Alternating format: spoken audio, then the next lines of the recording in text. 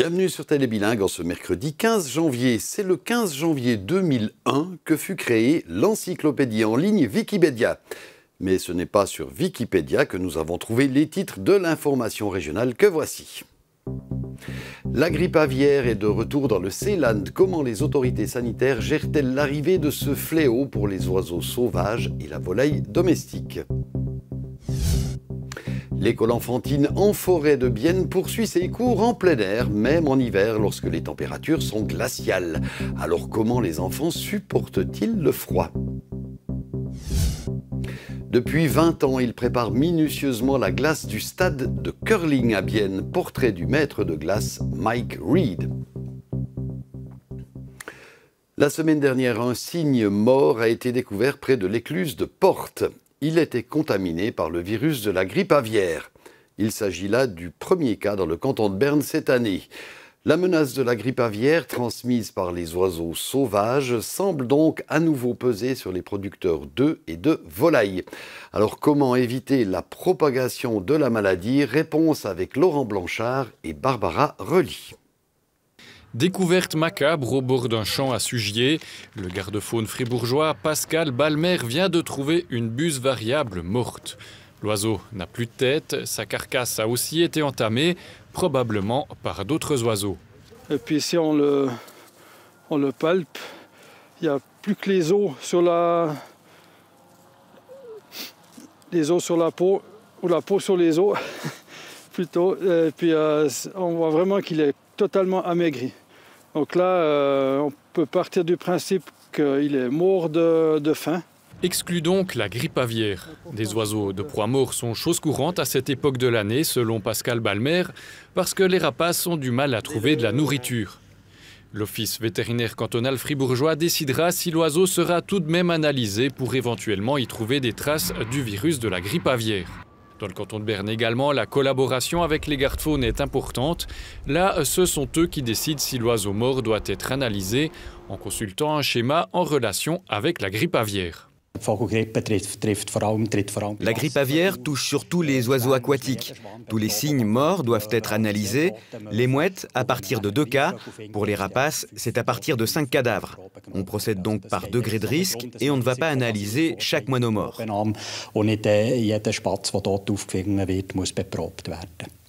Les résultats de ces analyses effectuées par le laboratoire sont ensuite transmis au service vétérinaire du canton de Berne. C'est ce service qui va ensuite fixer des mesures. La première de ces mesures décrétées cet hiver concerne toute la Suisse. Pour toutes les exploitations qui élèvent des volailles et qui se trouvent à moins de 3 km d'un point d'eau important, il s'agit d'agir ainsi. Si un propriétaire remarque que ses animaux sont malades, il doit contacter un vétérinaire qui s'occupera du cas. Pour les exploitations qui comptent plus de 50 animaux, il faut éviter tout contact avec des oiseaux sauvages, ce qui veut dire qu'il faut les garder sous un enclos avec un toit. Sinon, il faut les garder à l'intérieur. Il faut éviter que les oiseaux sauvages aient accès à leur nourriture et à leur eau. Est-ce que le virus de la grippe aviaire va continuer de se propager ? Le vétérinaire cantonal bernois ne peut pas encore se prononcer pour le moment. Ce qui est important maintenant, c'est de protéger les volailles domestiques des oiseaux sauvages. C'est pourquoi il recommande aussi aux petits propriétaires de respecter les règles sanitaires.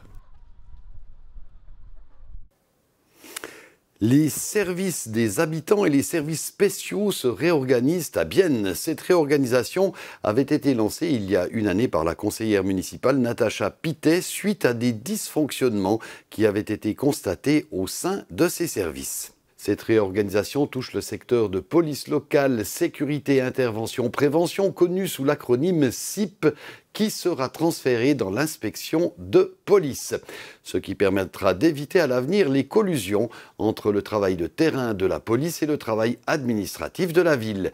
C'est Christine Schneider qui dirigera à l'intérim les services des habitants et services spéciaux, tandis que l'actuel responsable de ces services, Hans-Rudi Zurbrück, deviendra lui le responsable de la gestion des risques dans le domaine de la protection de la population. Mais qu'est-ce que cette réorganisation va réellement changer pour les agents de la SIP ?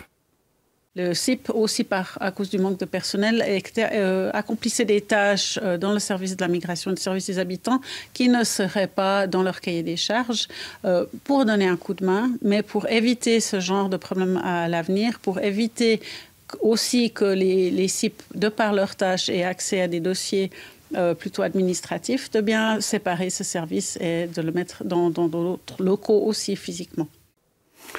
Un pas de plus en direction du transfert de la ville de Moutier dans le canton du Jura.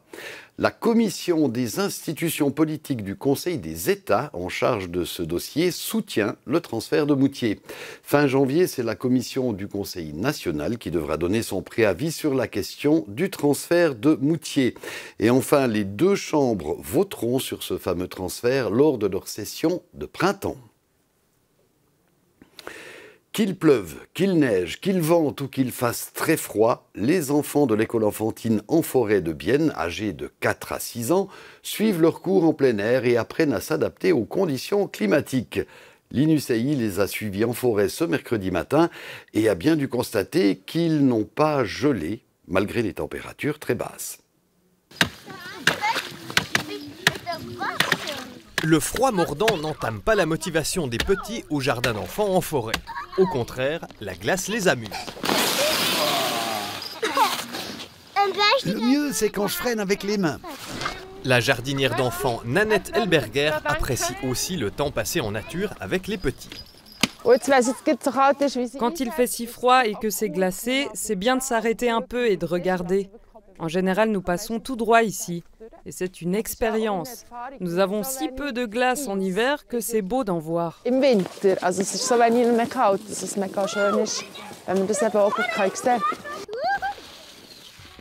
Bouger tient chaud. Ça tombe bien car les enfants ont de l'énergie à revendre. Il faut bien sûr avoir l'équipement de circonstance. Tu n'as pas un peu froid en hiver ? Non.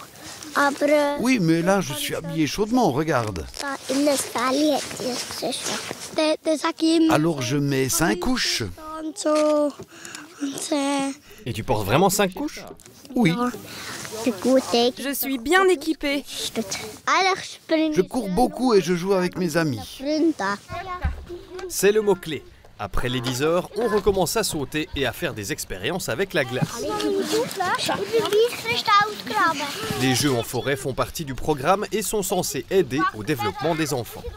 Ils apprennent à utiliser leur corps aussi en motricité fine avec les petites choses qu'on trouve en forêt. Moi, je vois surtout un rapport avec la confiance en soi, ce qui est très important pour la créativité, à mon avis. Nous les laissons travailler avec des scies, par exemple. Nous les accompagnons toujours. Il y a des règles claires, mais ils peuvent bricoler avec des scies. La forêt comme classe d'école. Avec le jardin d'enfants en forêt, les enfants sont dehors chaque jour de la semaine, tout en suivant le plan d'enseignement cantonal. Le conteneur du fameux Panda Mobile du VVF s'est posé cette semaine à Sonsbeau. Son but, plonger ces jeunes visiteurs dans les profondeurs marines pour leur faire découvrir ce monde peu connu et les sensibiliser aux dangers qui guettent ce biotope essentiel à la vie sur Terre, notamment la prolifération des déchets de plastique. 150 millions de tonnes de plastique flotteraient actuellement dans les océans. Laurent Blanchard nous emmène en visite dans la Panda Mobile à Sonsbeau. Si on va trop profond dans l'eau, elle est lourde, et c'est trop fort et ça nous appuie, ça s'appelle la pression.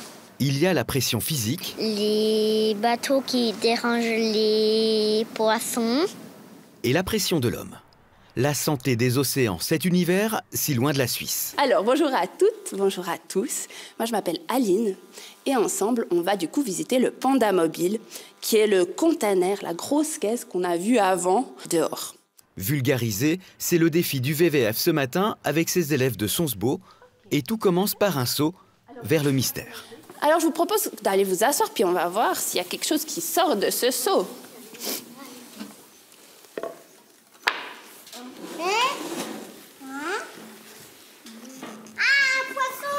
Un poisson pané. Un poisson ruban. Ce géant des profondeurs, inobservable dans son milieu naturel, révèle à ses enfants un monde bien méconnu. Dans les films, apparemment, il est dangereux. Celui-là, il est pas vraiment dangereux, lui. Pour en avoir le cœur net, direction le fameux conteneur, transformé en salle de spectacle sous-marin. On va pouvoir plonger jusqu'au fond de l'océan, sans sous-marin. L'idée, c'est de découvrir ce qu'il y a dans ces profondeurs, tous ces animaux fascinants qu'on connaît encore assez peu. Une plongée dans les abysses, forcément immersive, avec des images. Et ça, c'est très utile, parce que plus on plonge, plus c'est difficile de trouver à manger. Donc il y a plein d'animaux qui peuvent aller manger cette neige marine. Et il y a aussi des sons. Il y a du bruit. On n'arrive plus à s'entendre dans l'océan. Une démonstration de la fragilité du milieu marin. Notre poisson ruban, il aime pas ça d'ailleurs quand il y a du bruit.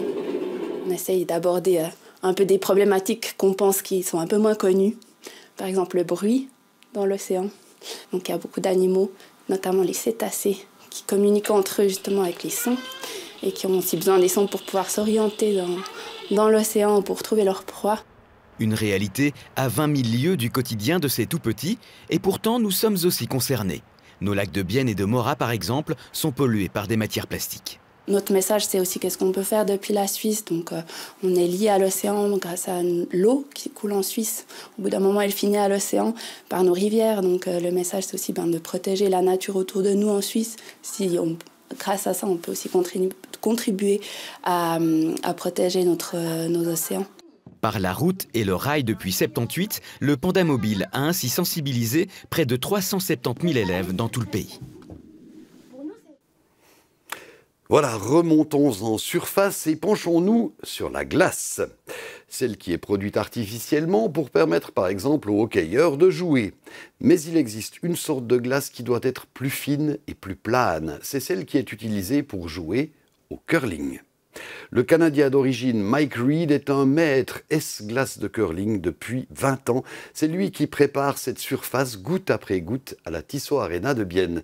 Nadia Schmirou l'a suivi pour nous sur la glace. Voor das Pebble, die Wassertropfen vom vorigen Tag weggehobbelt mit meiner Maschine. J'enlève les pebbles, ces gouttes d'eau qui se sont formées la veille. Je passe sur chaque piste avec le même mouvement. Il faut que la piste devienne lisse et plate, qu'il n'y ait pas de bosse qui crée des bouchons. Cette machine a un devant massif et agressif. Il faut que la lame ait une bonne inclinaison pour bien râper.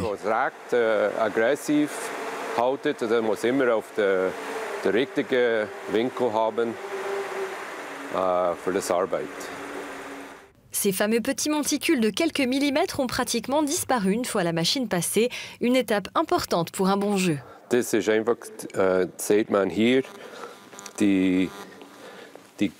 peut le voir ici, là les monticules d'hier qu'on sent bien et là après le passage de la machine c'est lisse.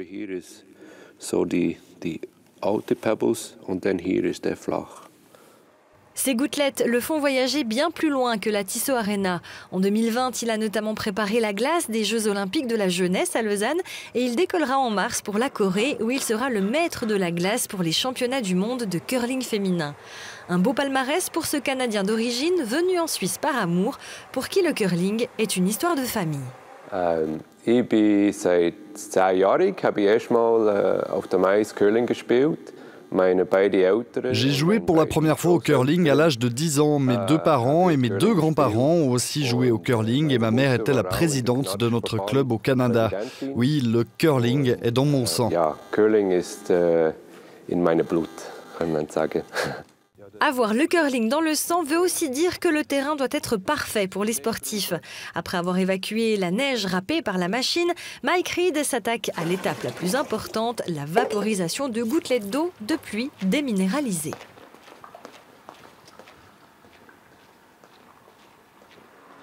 Pour terminer, notre maître de la glace passe une dernière fois la racleuse pour atteindre le niveau de perfection qu'il souhaite et ainsi laisser place aux athlètes. Voilà, nous quittons la glace parce que nous arrivons à la fin de notre journal. Merci beaucoup de l'avoir suivi. Je vous retrouve dans quelques instants, juste après la météo, pour notre interview où il sera question d'une exposition intitulée Amiche, qui s'interroge sur les histoires de vie de 4 femmes italiennes qui ont immigré dans la région biennoise dans les années 60. À tout de suite.